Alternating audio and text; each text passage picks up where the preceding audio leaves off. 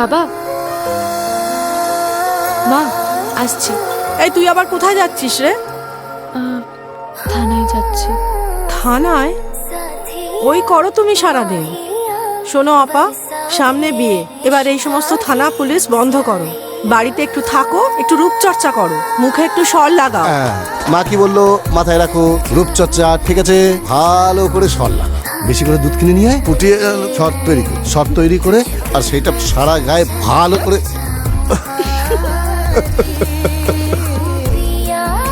আরে ওই মেয়েটার কোনো খোঁজ পাওয়া গেল?